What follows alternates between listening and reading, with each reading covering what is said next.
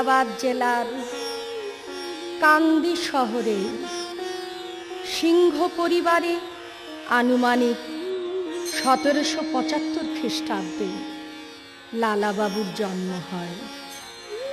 বাংলার governor general Warren হেস্টিংসের বঙ্গবিহার উড়িষ্যার প্রতাপান্বিত দেওয়ান গঙ্গা গোবিন্দ সিংহের নাতি কৃষ্ণচন্দ্র সিংহ। তার পিতার নাম ছিল প্রাণকৃষ্ণ সিংহ। কৃষ্ণচন্দ্রের আদরের নাম ছিল লালা। পিতা প্রাণকৃষ্ণ পুত্রের লেখাপড়ায় খুবই যত্নশীল ছিলেন। অল্প বয়সেই বিভিন্ন শাস্ত্রে পণ্ডিত হয়ে ওঠেন কৃষ্ণচন্দ্র।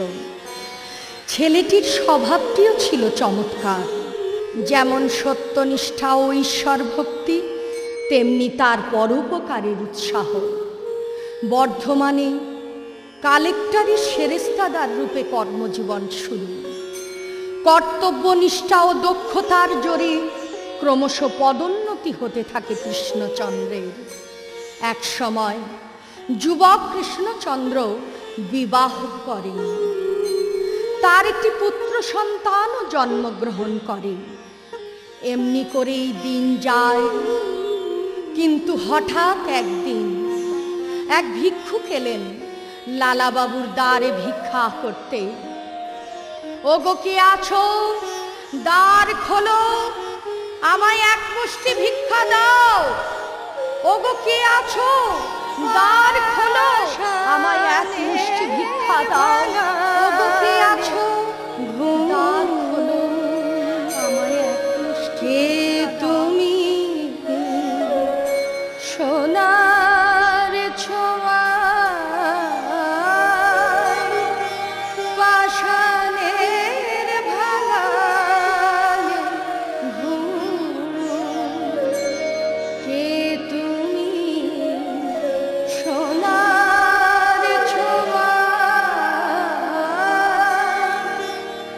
পাষাণের ভাঙালে ঘুম।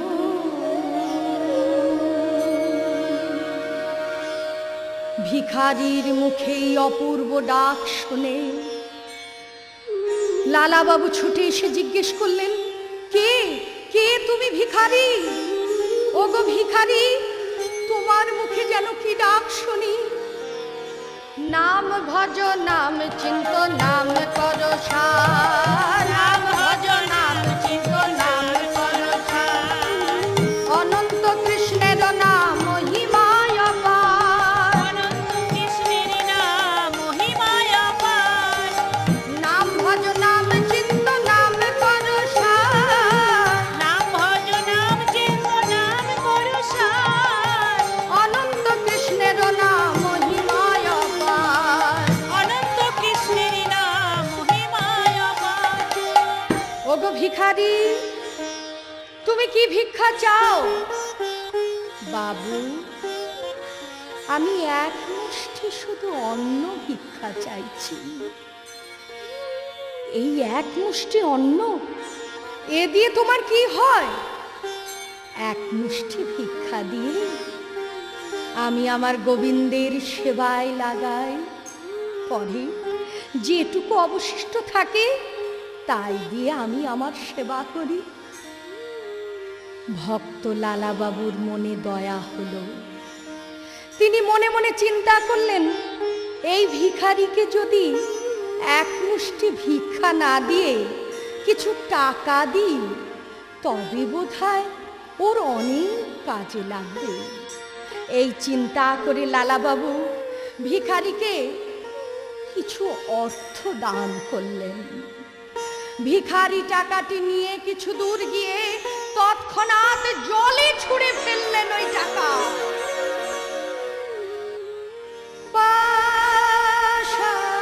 পাষাণের ভাঙালে ঘুম।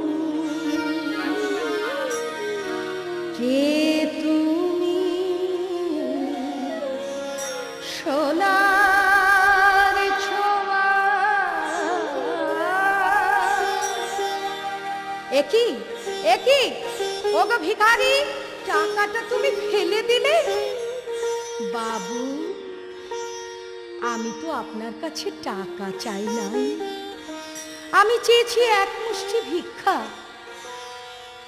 ওগো ভিখারি, তুমি বোধহয় বুঝতে পারোনি, এই টাকা পেলে তুমি জানো তোমার কি হবে? এই টাকা পেলে তুমি আমার মতো জমিদার হতে পারবে। হ্যাঁ, আমার মতো সোনার পালঙ্কে ঘুমাতে পারবে। বাবু, আমি আপনার ওই টাকা দিয়ে এত কিছু স্বাদ পূরণ করব বলেই টাকাটি নিয়ে যাচ্ছিলাম, কিন্তু কিন্তু হঠাৎ হঠাৎ আমার মনের মধ্যে কে যেন ডাক দিয়ে বলল, ওগো ভিখারি, আজও তোর মনের বাসনা ফুরালো না? ওই টাকা নিয়ে তুই জমিদার হবি, সোনার পালঙ্কে ঘুমাবি, তবে গোবিন্দের পূজা করবি কখন? ওরে, যেদিন এসেছিলি সেদিন কি সঙ্গে কিছু এনেছিলি? আর যেদিন চলে যাবি সেদিনও সঙ্গে কিছুই যাবে না।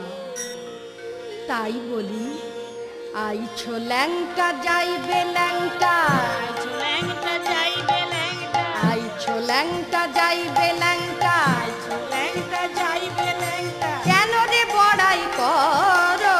আইছো ল্যাংটা যাইবে ল্যাংটা, কেন রে বড়াই করো?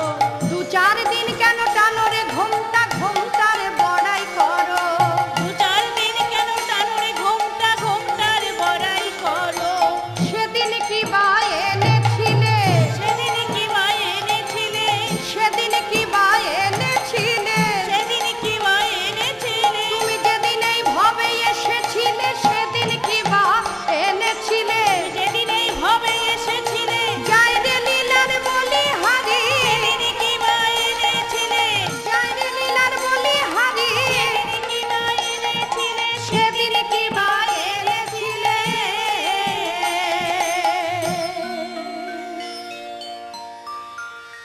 এমন সময় ভিখারিকে ডেকে লালাবাবু প্রশ্ন করলেন, তবে তবে ভিখারি, আমাদের সঙ্গে কি যাবে? কি যাবে বাবু? যাবে শুধু এই কৃষ্ণ নাম, এই কৃষ্ণ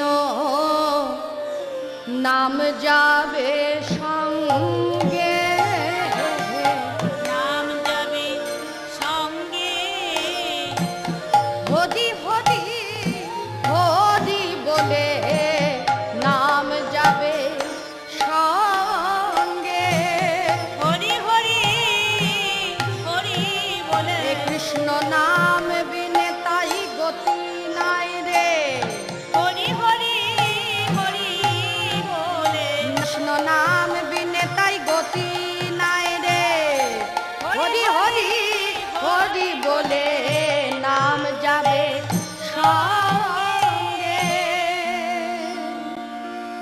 ওগো ভিখারি, শোনো শোনো, তুমি যেও না, তুমি আমার কাছারি বাড়িতে থাকো।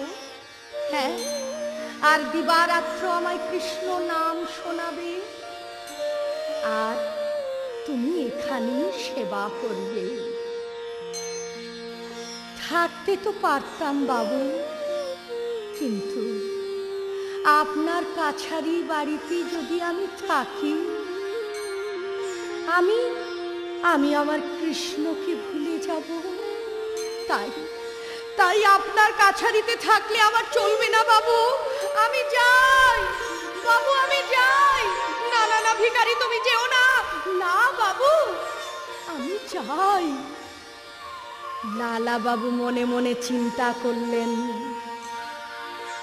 এমন কি ধন আছে ভিখারির, যে ধনে হইয়া ধনী, মনিরে মানো না মনি, তাহারি খানি। ওগো ভিখারি, মাগি আমি নত শিরে, নিশ্চয়ই নিশ্চয়ই আমার চেয়ে অনেক মূল্যবান বস্তু ওই ভিখারির আছে, যা পেয়ে ভিখারি বিষয় বাসনা থেকে মুক্ত হয়েছে। এদিকে পিতা প্রাণ কৃষ্ণ ইহলোক ত্যাগ করেছেন শুনে লালাবাবু কলকাতায় এসে পিতার শ্রাদ্ধ কর্ম করলেন। এইভাবে চলে বৈষয়িক কাজকর্ম, অপরদিকে ভক্তির সাধনা। এমনি সময়ে শীতের এক প্রশান্ত পড়ন্ত বেলায় লালাবাবু গঙ্গার তীর ধরে যাচ্ছিলেন। এমন সময় এক ধীবর কন্যার কণ্ঠ শুনতে পেলেন।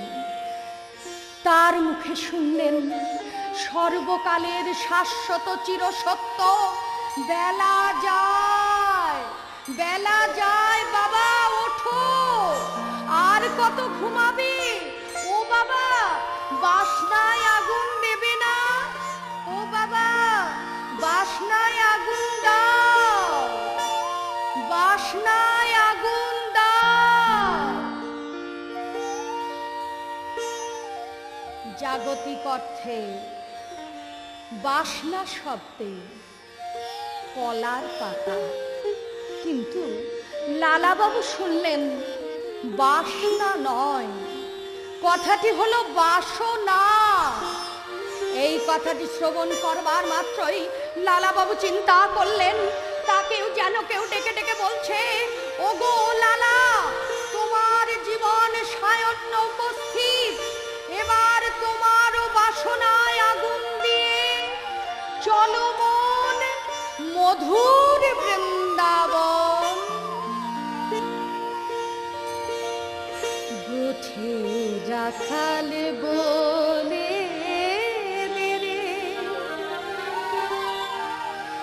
কোথায় বৃন্দাবন,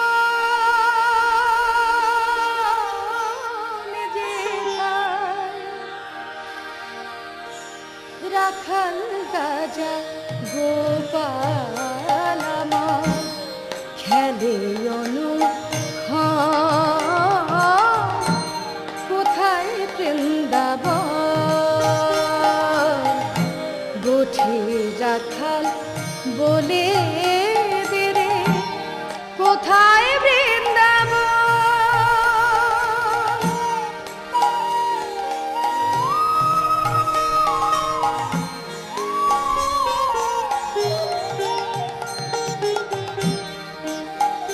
যেথা দিনে রাতে মিলন রাশে, চাঁদ হাসে রে চাঁদের পাশে, কোথায় বৃন্দাবন,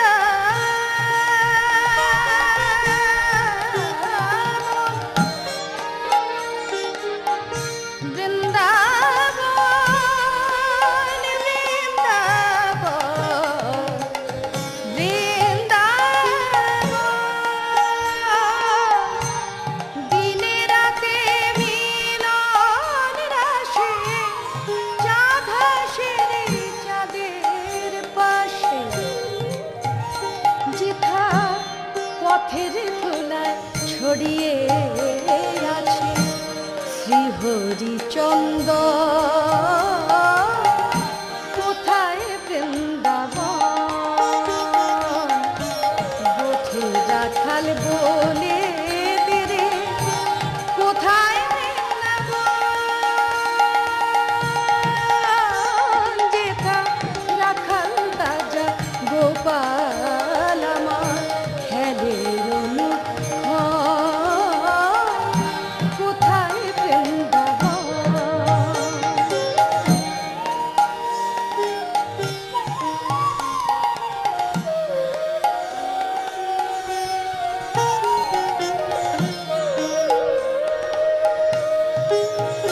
যেথা কৃষ্ণ নামে ঢেউ ওঠে রে, শুনিল যমুনা, যমুনা, যমুনা, যমুনা, যমুনা।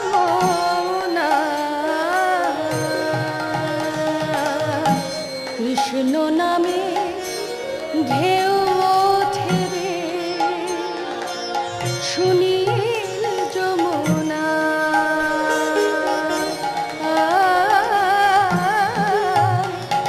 যার কমল বনে আজ কালো নূপুর শোনা যায় গো, নূপুর শোনা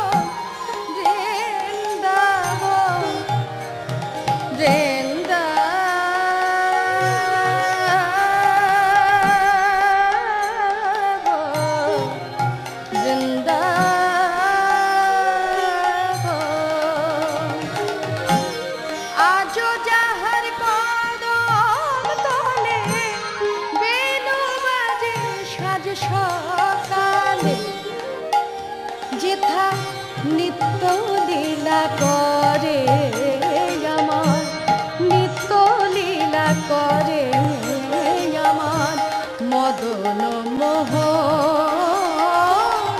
কোথায় বৃন্দাবন গোঠে রাখাল বলে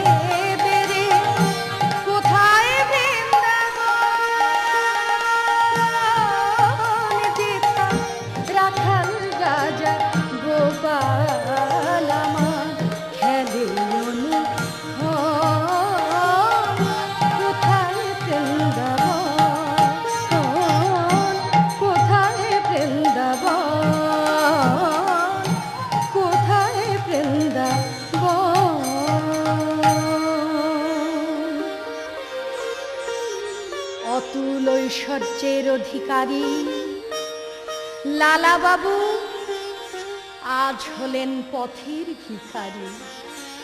তাই বাড়ি ফিরে প্রথমে স্ত্রী পুত্রের কাছে সমস্ত ঘটনার বিবরণ দিলেন এবং স্ত্রীকে ডেকে বললেন, শোনো, সারা জীবন শুধু অর্থ বলেই কেঁদেছি, কিন্তু কিন্তু গোবিন্দ বলে তো কখনো কাঁদি নাই। তাই তাই তুমি আমায় আজ গোবিন্দের বেশে, ওই বৈষ্ণব বেশে সাজিয়ে দাও। এই বেশে সেজে আমি মধুর বৃন্দাবনে যাব। হঠাৎ এই কথা শুনে লালা বাবুর স্ত্রী চিৎকার করে বলবেন, ওগো ওগো ওগো শোনো, আমি যে শুনেছি বৈষ্ণব বেশে যে বৃন্দাবনে যায় সে নাকি আর ফিরে না, তাই তোমাকে আমি কিছুতেই যেতে দেব না। না না না, শোনো শোনো, আমি যেদিন কালের কবলে লীন হয়ে যাব সেদিন সেদিন তুমি কি আমার সঙ্গে যাবে? তাই তাই তুমি চিন্তা করো না ওগো প্রিয়া, তুমি আমার যাত্রা পথে বাধা হইও না। আমায় তুমি বিদায় দাও, আমায় তুমি বিদায় দাও। বিদায় সন্ধ্যা আসিল,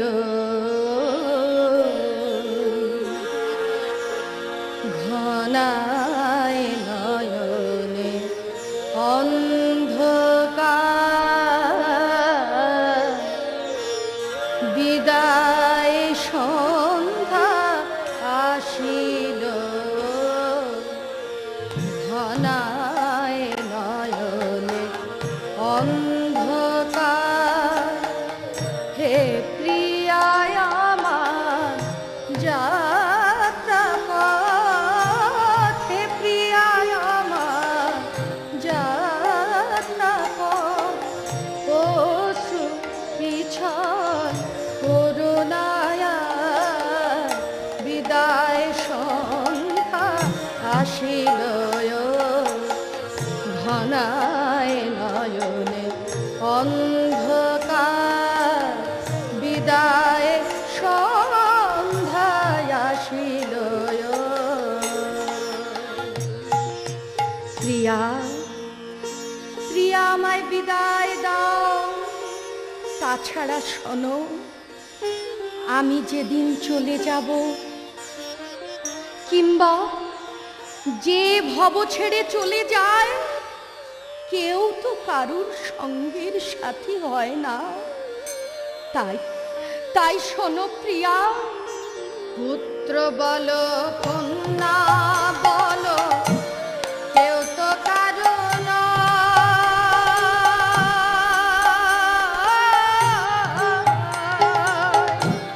পুত্র বলো কন্যা বলো, কেউ তো কারো নয়।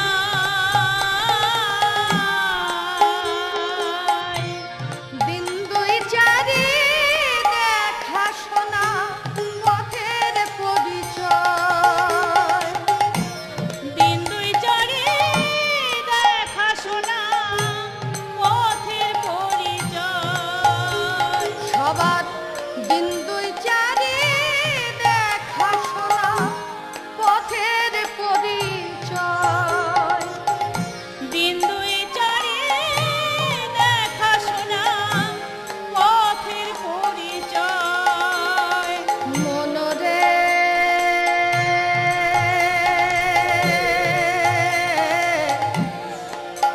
মন আমার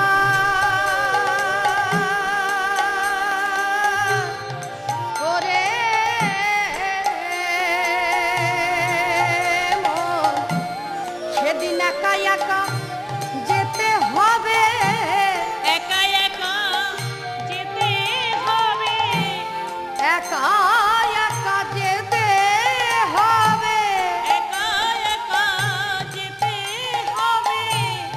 বলি পুত্র কন্যা সব পড়ে রবে, একা একা যেতে হবে। তোমার পুত্র কন্যা সব পড়ে রবে, সঙ্গে তো কেউ যাবে না রে। পুত্র কন্যা পড়ে রবে, সঙ্গে তো কেউ যাবে না রে। পুত্র কন্যা পড়ে রবে, সঙ্গে তো কেউ যাবে না রে। পুত্র কন্যা পড়ে রবে, সঙ্গে তো কেউ যাবে না রে। পুত্র কন্যা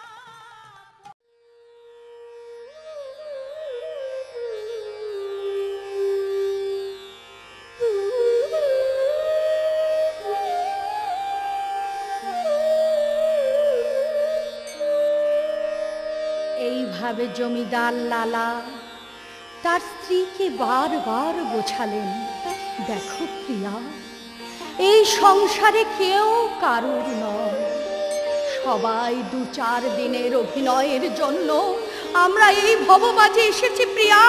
তাই তাই আমি যাই প্রিয়া। ওই দেখো, ওই শোনো, কি যেন আমায় ডাকছেন। ওই যে মহাসিন্ধুর ওপার থেকে মহাসঙ্গীত ভেসে আসছে প্রিয়া, ওই যে মহাসিন্ধুর ওপার থেকে মহাসঙ্গীত ভেসে আসছে। ওই মহাসিন্ধুর ওপার থেকে কি সঙ্গীত ভেসে আসে, ওই মহাসিন্ধু ওপার থেকে কি সঙ্গীত ভেসে আসে। কে ডাকে কাতর পানে মধুর তানে, ওরে আয় চলে আয় আমার পাশে, মহাসিন্ধুর পার থেকে কি সঙ্গীত ভেসে আসে।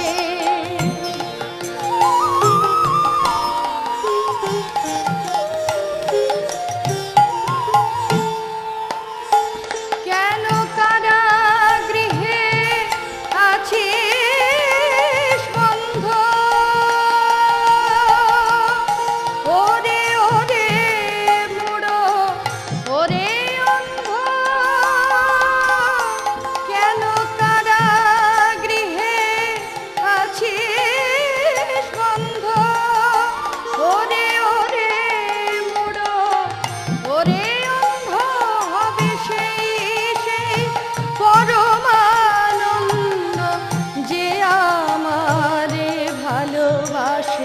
কেন ঘরের ছেলে পরের কাছে পড়ে আছিস পরবাসে মহা সিন্ধুর পার থেকে কি সঙ্গী ভেসে আসে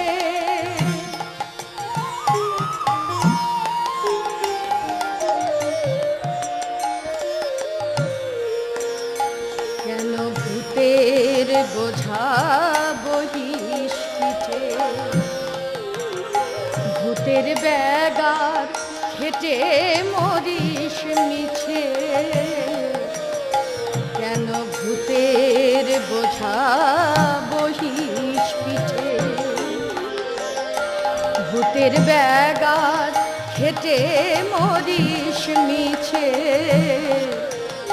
দেখোই সুধা সিন্ধু উছলিছে পূর্ণ ইন্দু পরকাশে ভূতের বোঝা ফেলে ঘরের ছেলে আয় চলে আয় আমার কাছে মহা সিন্ধুর পার থেকে কি সঙ্গী ভেসে আসে ওই মহা সিন্ধুর পার থেকে প্রিয়া প্রিয়া প্রিয়া এবার আমার সাজিয়ে দাও প্রিয়া বৈষ্ণব সাজে সেজে আমি যাই মধুর বৃন্দাবনে প্রিয়া আমায় সাজায়ে দাও গো সাজায়ে দাও গো ভক্ত বেশ দিয়ে আমায় সাজায়ে দাও গো ভক্ত বেশ দিয়ে আমায় সাজায়ে দাও গো ও গো বৈষ্ণব বেশ দিয়ে আমায় সাজায়ে দাও গো বৈষ্ণব বেশ দিয়ে আমায় সাজায়ে দাও গো বৈষ্ণবের বেশে আমি যাব মধুর বৃন্দাবনে বৈষ্ণবের বেশে আমি যাব মধুর বৃন্দাবনে বৈষ্ণবের বেশে আমি সাজায়ে দাও গো ও গো স্বামী ভগবানের চরণে প্রার্থনা করি তুমি যেন তোমার আরাধ্য দেবতার দেখা পাও হ্যাঁ প্রিয়া ভগবানের চরণে গোবিন্দের চরণে গোপালের চরণে প্রার্থনা করো আমি যেন তার দেখা পাই স্বামী স্বামী তুমি যখন চলে যাবে মনস্থ করেছ তখন তখন আমি তোমার পথে বাধা হব না তবে তবে আমার একটা মিনতি তুমি রাখো কি মিনতি প্রিয়া বলো এইভাবে যেতে যেতে যদি কোনোদিন কোথাও তোমার ওই আরাধ্য দেবতা তোমার ওই গোবিন্দের দেখা পাও তবে তোমার গোপালকে বলো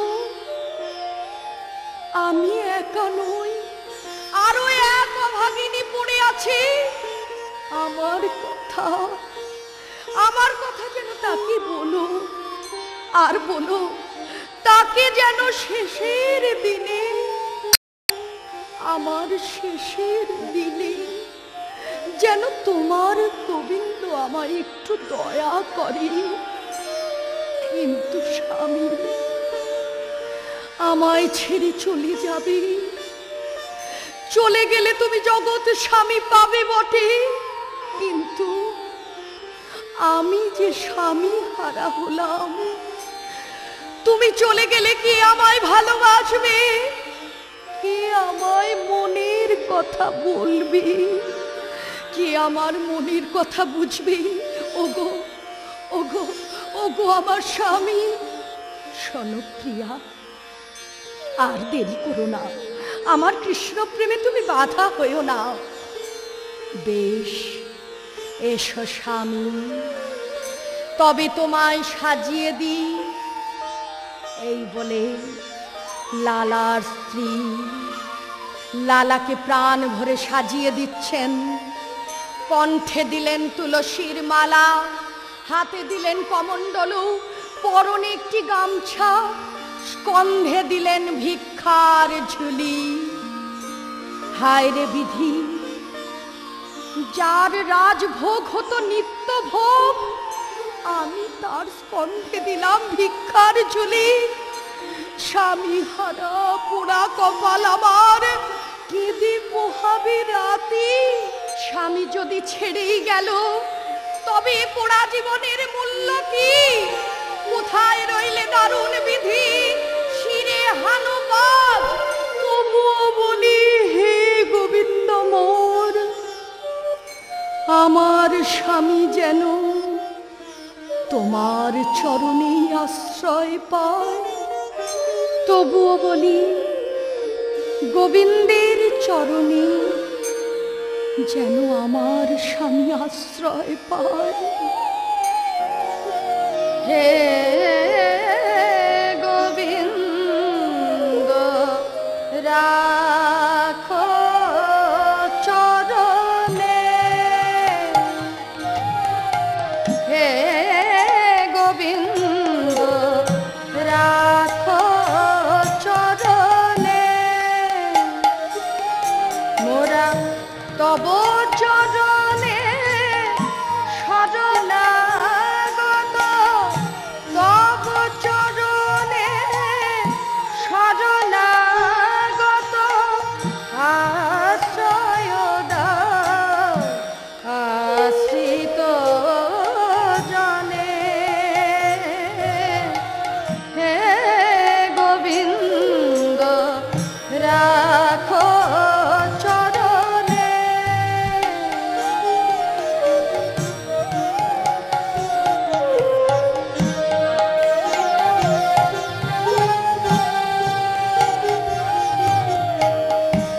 গঙ্গা ঝরে যে শ্রীচরণ বে, কেন দুঃখ পায় সে চরণ চেয়ে। এতি তাপ জ্বালা হর হে শ্রী হরি, চাহ করুণা সিক্ত নয়নে, রাখো চরণে। হে গোবিন্দ রাখো চরণে।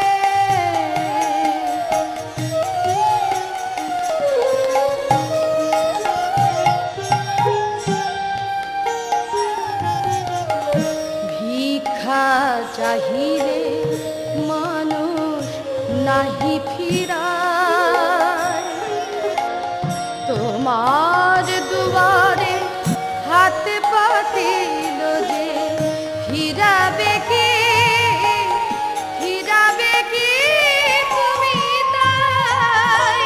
তব চরণ ধরিয়া ডুবে মরি যদি, তব চরণ ধরিয়া ডুবে মরি যদি, রবে কলঙ্ক ভুবনে, রাখো চরণে। হে গোবিন্দ রাখো চরণে, হে গোবিন্দ রাখো চরণে।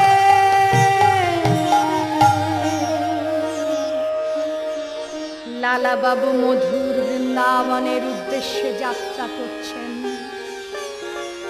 বৃন্দাবনের পথে যেতে যেতে কৃষ্ণদাস বাবাজির আশ্রমে উপস্থিত হলেন। গুরুদেব প্রশ্ন করলেন, কে বাবা, কে তুমি? গুরুদেব, আমি এক ভিখারি। নাম আমার লালা। ও, তুমি না সেই লালা জমিদার? না স্বামীজি, আমি গোবিন্দের চরণ পাওয়ার আশায় এখন জমিদারি পরিত্যাগ করে আপনার চরণে আশ্রয় নিতে এসেছি। আপনি আমায় মন্ত্র দিন। না না লালা, তুমি ফিরে যাও। বৈষ্ণব হওয়া এত সহজ নয়। শোনো, আমার কাছে মন্ত্র নিতে গেলে তোমাকে অনেক কষ্ট করতে হবে। এ তুমি পারবে না লালা, তুমি ফিরে যাও। না স্বামীজি, আমি সব পারবো। আপনি দেখুন, আমি সব পারবো। আপনি একবার দায়িত্ব দিয়ে দেখুন। পারবে? তবে শোনো লালা, আমার কাছে মন্ত্র নিতে গেলে তোমার ওই কুসুম শয্যা ছেড়ে প্রত্যেক দিন মাটিতে শয়ন করতে হবে। প্রতিদিন ভিক্ষা করে যা পাবে তা অগ্রে গোবিন্দকে সেবা করিয়ে তারপর অবশিষ্ট যা থাকবে তাই তুমি সেবা করবে। কিন্তু মনে রেখো লালা, প্রতিদিন ভিক্ষায় যেন কোনো দ্বার বাকি না থাকে। প্রতিটি দ্বারে দ্বারে গিয়ে তুমি ভিক্ষা করবে। ভিক্ষা করো হে, ভিক্ষা করো হে, বৃন্দাবনের দ্বারে দ্বারে ভিক্ষা করো হে। বৃন্দাবনের দ্বারে দ্বারে ওরে কৃষ্ণ গুণগান গে, বৃন্দাবনের দ্বারে দ্বারে কৃষ্ণ গুণগান গে, বৃন্দাবনের দ্বারে দ্বারে ভিক্ষা করো হে। বৃন্দাবন ধামে সারাটা দিন কাটে কৃষ্ণ নামে, কৃষ্ণ ভজনে। লালা মাধুকরী করেন দ্বারে দ্বারে, আর তাই দিয়ে ক্ষুধার নিবৃত্তি করেন। হঠাৎ একদিন স্বামীজি লালাকে ডেকে প্রশ্ন করলেন, লালা, তুমি সব দ্বারে দ্বারে ভিক্ষা করো তো? কেন স্বামীজি আজ এই প্রশ্ন? আমি মিথ্যা বলবো না। হ্যাঁ স্বামীজি, একজনের বাড়িতে আমি যাই না। কেন যাও না লালা? যাই না স্বামীজি, তিনি আমার পরম শত্রু। তিনি হলেন জগৎ শেঠ। তিনি হলেন সম্রাট সিরাজদৌল্লার বিশিষ্ট অমাত্যবর্গের একজন। এক পয়সার জন্য তার সঙ্গে আমার চিরদিনের মামলা। তার সঙ্গে আমার সম্পদে, শৌর্যে, বীর্যে আজীবনের শত্রুতা। শোনো লালা, তুমি জানো না যিনি আসল বৈষ্ণব হবেন তার প্রথম বাক্য হলো বিনয়। তার প্রথম বাক্য হলো দীনতা। তাই তার দ্বারে ভিক্ষা না করে আনলে আমি তো তোমায় মন্ত্র দেব না। তখনই লালা বাবু জগৎ শেঠের দরজায় ভিক্ষার জন্য ঝুলি নিয়ে রওনা হলেন। আর লালা বাবু জগৎ শেঠের দরজায় করাঘাত করে বললেন, ওগো কে আছো? কে আছো? দ্বার খোলো, আমায় এক মুষ্টি ভিক্ষা দাও। দ্বারের দ্বারী প্রশ্ন করলেন, কে রে? কে তুমি? কে? আমি লালা ভিখারি। ও, তুমি তো সেই জমিদার লালা? না না, জমিদার নয়, জমিদার নয়, আমি ভিখারি লালা। তোমার বাবুকে বলো আমায় এক মুষ্টি ভিক্ষা দিতে। শোনো ভিখারি, ভিক্ষা যদি নিতে চাও তবে আমার হাতেই তোমায় ভিক্ষা নিতে হবে। আমাদের বাবু কাউকে কোনোদিন ভিক্ষে দেন না। কিন্তু কিন্তু ভিক্ষা যদি না পাই, তোমার বাবু যদি নিজের হাতে আমায় ভিক্ষা না দেন, তবে তো আমার গোবিন্দের দর্শন হবে না। তাই তাই তোমার কাছে মিনতি জানাই, ও গো দাঁড়ি, তোমার বাবুকে গিয়ে বুঝিয়ে বলো তিনি যেন আমায় নিজের হাতে এক মুষ্টি ভিক্ষা দেন। আচ্ছা, গিয়ে বলছি। দ্বারের দ্বারী তৎক্ষণাৎ জগৎ শেঠ বাবুকে গিয়ে বললেন, বাবু, ও বাবু, এক ভিখারি এসেছে, তিনি মনে হচ্ছে জমিদার লালা বাবু, তিনি ভিক্ষা চাইছেন আপনার হাতে। শেঠজি প্রশ্ন করলেন, হ্যাঁ রে, তাকে দেখতে কেমন? দ্বারের দাঁড়ি বললেন, দরজায় এসেছে লালা, স্কন্ধে তার ভিক্ষার ঝোলা, মুখে সদা হরি বলা, জলে ভরা আখি। সঙ্গে সঙ্গে শেঠজি কক্ষ ত্যাগ করে বাইরে এসে দেখলেন, সত্যি একই লালা যে ভিখারি, একই আমি হেরি, দরজাতে দাঁড়িয়ে আছে লালা। ওগো ওগো জগৎ শেঠ, হ্যাঁ আমি দিন ভিখারি লালা, তুমি আমায় এক মুষ্টি ভিক্ষা দাও, তা না হলে যে আমার কৃষ্ণ মন্ত্রের দীক্ষা হবে না। নিতে হবে গুরু দীক্ষা, তাই তোমার কাছে করি ভিক্ষা। নিতে হবে গুরু দীক্ষা, তাই তোমার কাছে করি ভিক্ষা। বলি বেলায় আমার চলে যায় রে, বেলায় আমার চলে যাই রে। বলি ঘাটের মাঝি আমায় বলে যায় রে, ঘাটের মাঝি আমায় বলে লালাকে দেখে জগৎ শেঠ প্রশ্ন করলেন, আমি তোমায় ভিক্ষা অতি অবশ্যই দেব লালা, কিন্তু তুমি বলো কোন ঘাটের মাঝির ডাকে সাড়া দিয়ে তুমি অতুল জমিদারি ত্যাগ করলে? ওগো লালা, আমিও যে সেই ঘাটের মাঝির কাছে যেতে চাই। এই বলে একজন আরেকজনকে ভাই বলে জড়িয়ে ধরলেন। উভয়েই ভিক্ষার ঝুলি কাঁধে স্বামীজির কাছে এসে দীক্ষা মন্ত্র গ্রহণ করলেন। দীক্ষা মন্ত্র গ্রহণ করে একদিন লালাবাবু নিজ পরিকল্পিত বিশাল মন্দিরে বংশীধর কৃষ্ণচন্দ্র মাঝি ওর যুগল মূর্তি আরাধ্য দেবতার অসীম কৃপা প্রত্যক্ষ করলেন। মাঘ মাসের প্রচন্ড শীতের বেলা ঠাকুরের সেবা পূজা হয়ে গেছে। হঠাৎ লালাবাবু ভোগ রাগের উপকরণ থেকে একতাল মাখন তুলে পূজারীকে বললেন, এই মাখনটুকু কৃষ্ণমূর্তির মাথার তালুর ওপরে রাখুন, কৃষ্ণমূর্তিতে প্রাণ সঞ্চার হয়েছে কিনা বোঝা যাবে।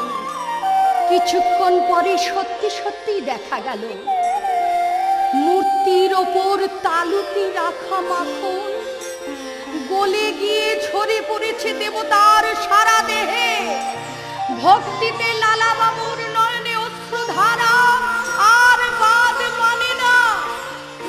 ক্রমশ তিনি নির্জনতার আরাধনার আদেশ পেলেন এবং সারা বৃন্দাবনের বনে বনে গোপাল দেখা দাও, গোপাল দেখা দাও, গোপাল দেখা দাও বলে সারা বৃন্দাবনের বনে বনে খুঁজতে লাগলেন। এমন কাতর ডাকে স্বয়ং ভগবান আমার সাড়া না দিয়ে পারলেন না। তাই তার ভুবন মোহন রূপ নিয়ে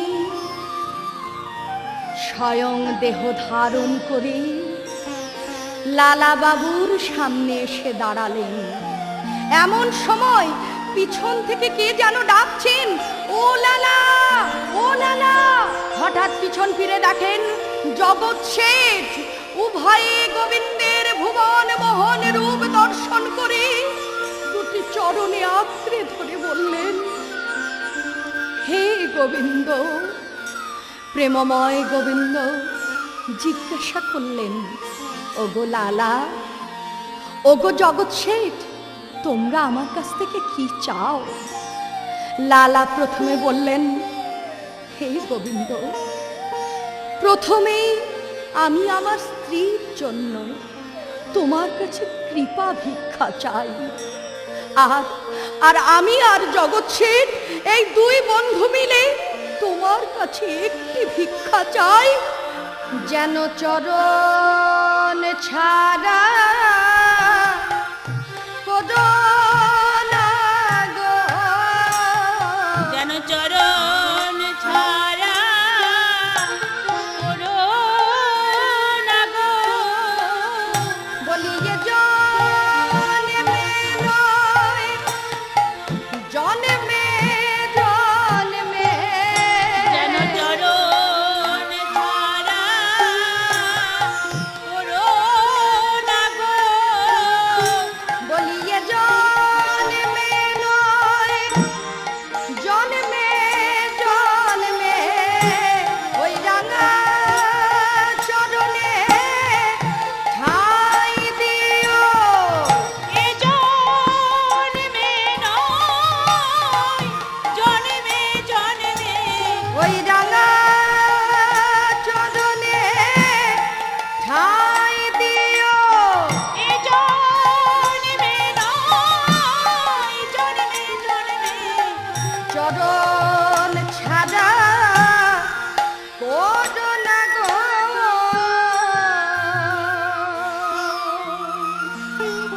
তখন প্রাণ গোবিন্দ আমার দুই ভক্তকে তার শ্রীচরণ কমলে আশ্রয় দিলেন। ভক্ত ভগবানের মিলন দেখে ভক্তের হুলাহুলি, ভক্ত ভগবান